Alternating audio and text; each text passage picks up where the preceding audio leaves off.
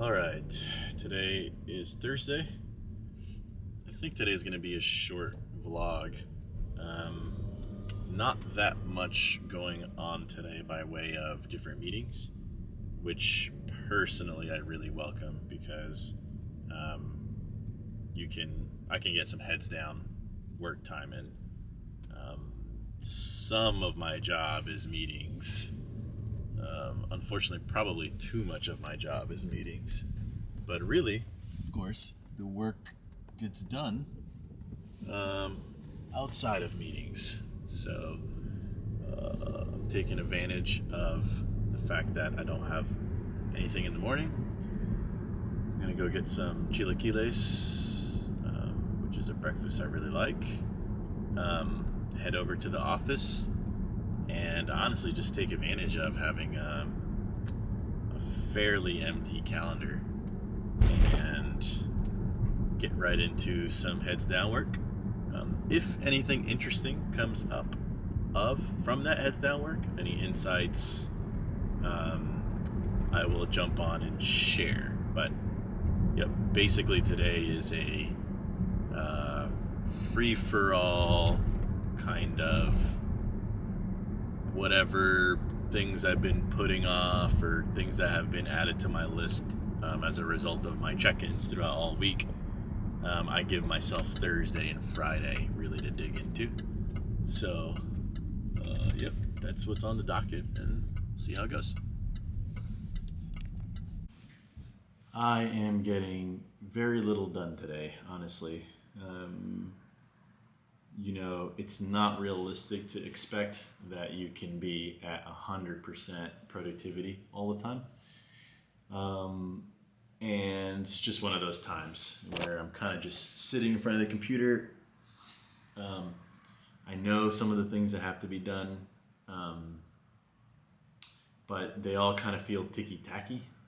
And in my head, I guess I feel like there are probably more important things I should be doing, could be doing, should be thinking of. And so, I sometimes find myself just staring. Whenever I'm in that space, I'm just staring at the screen. And I'm looking to be of service, right? People will message me, it's almost like I want to be pulled into a meeting because I feel more productive. But don't confuse productivity with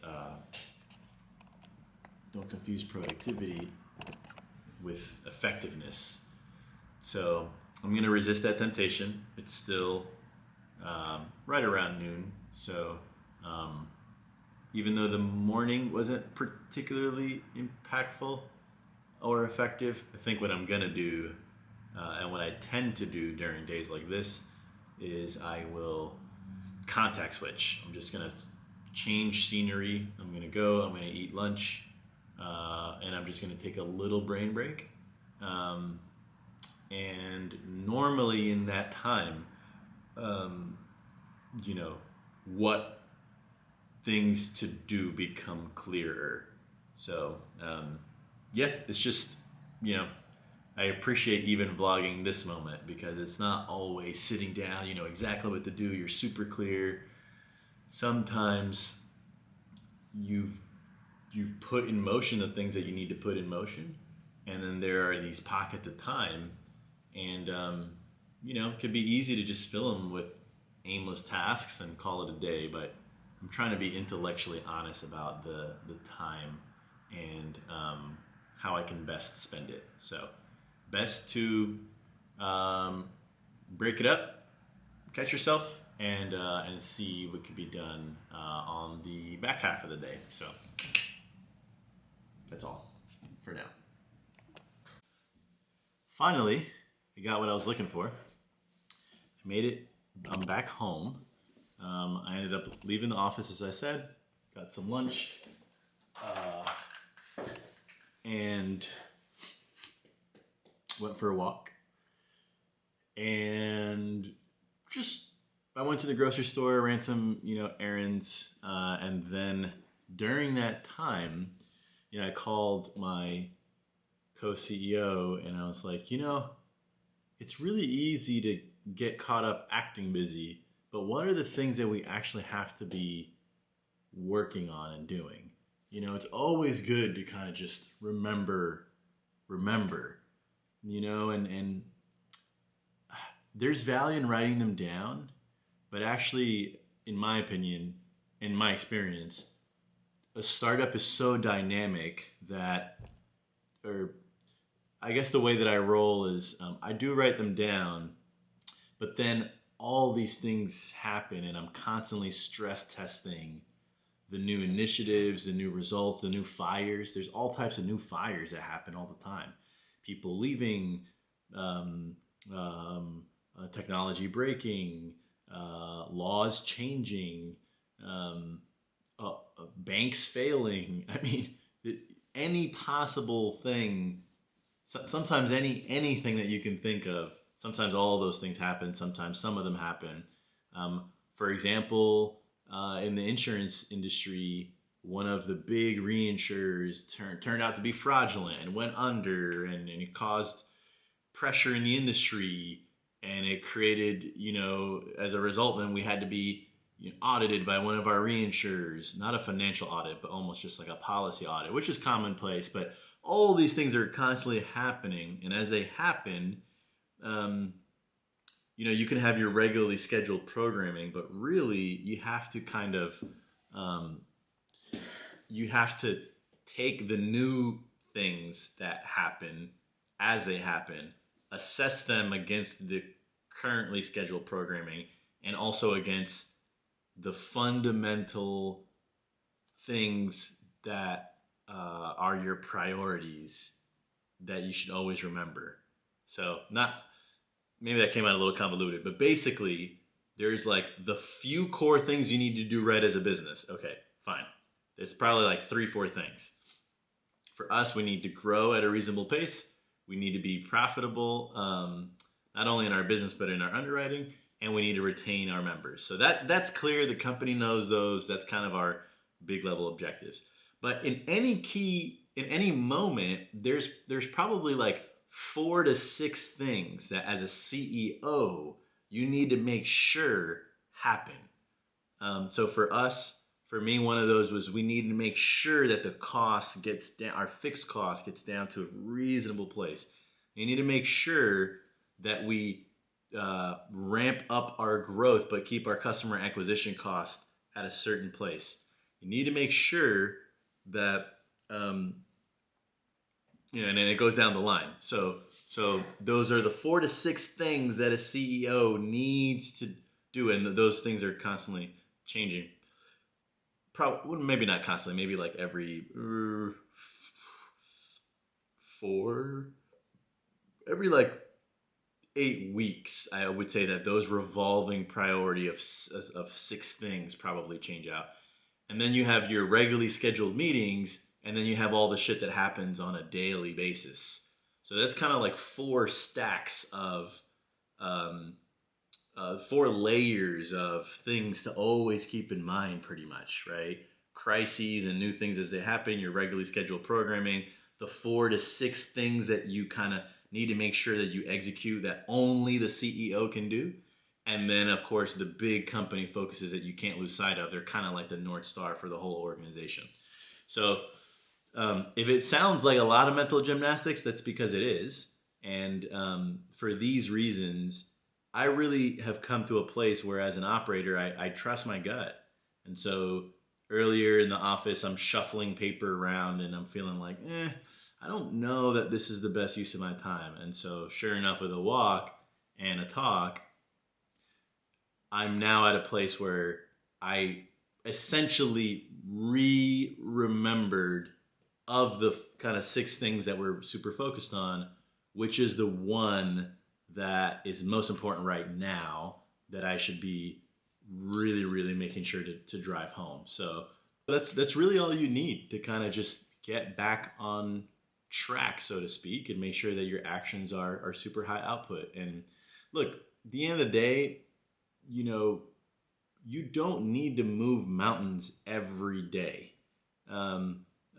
There are periods of time where you're going through a very, very high intensity stretch. Sometimes 90 to 120 days I've found on the longer end of like every day is jam packed. Every day there are very either intense fires or high stakes deals or big operations, launches, and and things like that. And I think more often than not, a startup probably feels a little bit closer to that. But not every quarter is like that. Um, and these days, I do think in terms of quarters a lot of times in terms of managing pace, managing energy.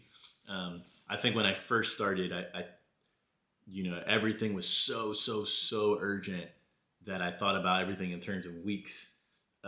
Except for when you're fundraising, you can wear different hats and talk about the company's timeline in different ways. But as I'm reflecting here around how is this thing crooked? Around how kind of I'm looking at the timeline for the company within myself, I think about it in terms of quarters.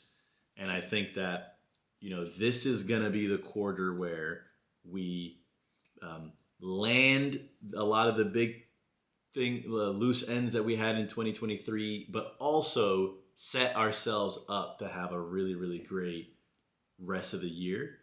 And sometimes all that means is getting a runner on base. You know what I mean? Like, if you're early in the game, you don't need to come out the gate with a home run. You need to, and the game being the year, right? Like, I want to get a couple of runners on base. You got to, set someone up, get them on first, bunt, get them on second, even if it means that the runner on first was out, or whatever it is, but get a runner in scoring position. That's how I'm viewing this first quarter. Let's set ourselves up to have a great year, which means grow at a reasonable pace and put ourselves in position so that we don't have to, that we don't need miracles somewhere in the middle or the late end of the year to get to where we want to be. So as long as you're making sure that your team is in position, that you have the resources, and that you stay clear, and that you, importantly, fight any fires that can have fires, meaning like big problems that pop up. It's important that as fires pop up, you quell them at a reasonable enough pace if you think that they're severe enough that they could disrupt your plans. That's kind of like one of the big jobs of a CEO and also VPs. Some fires you can let burn a little bit longer while you tend to the more burning ones. Some fires, when they start, you need to quell that right away. And so, anyway, that's kind of how I think about the things now. And that's what this day was good for. It was a day where I actually had some capacity to think. I got reminded and clear on what the single specific thing or two I should be moving the needle on out of the maybe dozen or two things that I could do. Out of the 24 things that I could move the needle on, probably only 6 are super important. And of those 6, there's probably only 2 that are most important right now.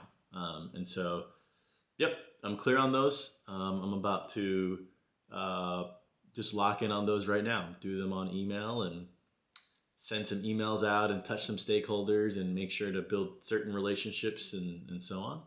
And then set myself up for what I think will be a light Friday. We are going to have some end of the week type meetings. We do feedback sessions with our executives. We do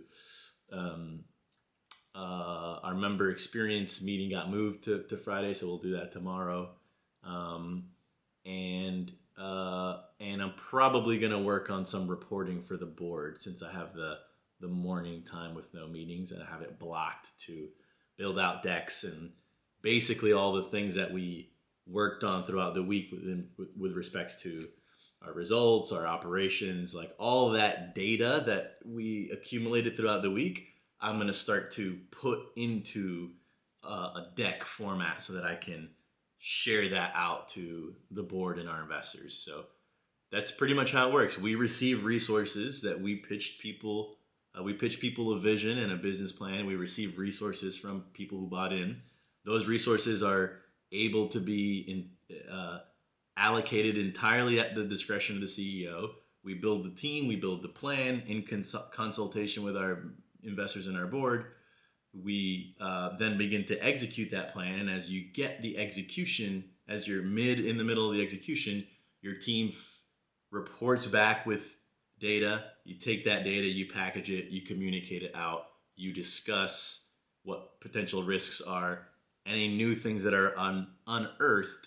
You take those, you bring them back to the team, you stress test them, you discard that which is not useful, you keep that which it is useful, you execute some more, you get further along, you get the data, you report it out. And so that's kind of the virtuous cycle that is being the CEO is kind of almost like the middleman between the board and the investors and the actual operating unit, so to speak.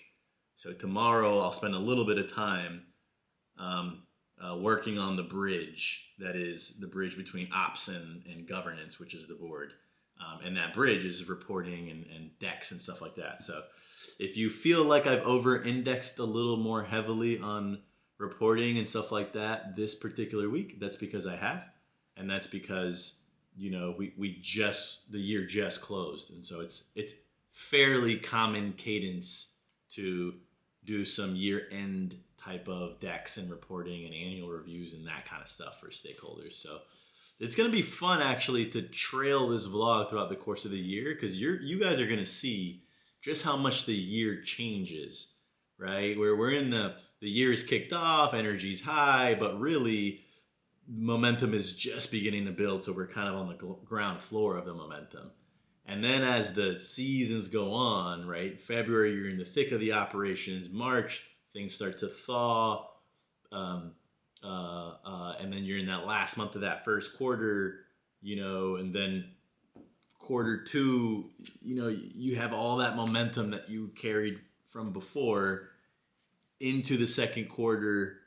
And then things start to just get very, very interesting. You know, quarter three is the summer. There's a little bit of a lull. Quarter four is usually like the culmination of like the whole year, and a lot of big deals can get done, and so on. So anyway, it'll be interesting to follow the flavor of these vlogs as time goes on. But that's all I have. So we'll keep it light today, and I'll see you guys around for the next one. I hope you're enjoying them. If you're watching these to the end, let me know. I know a lot of you are. I'm getting your comments on Instagram and YouTube and stuff. And as you can see, I am responding to just about all of them. So appreciate you guys for being tuned in and getting great feedback. I'm hearing from folks that, you know, it's some of the better content I've put out because it's raw and real. So appreciate that. And yeah, we'll just do this again tomorrow or the next day following. Peace.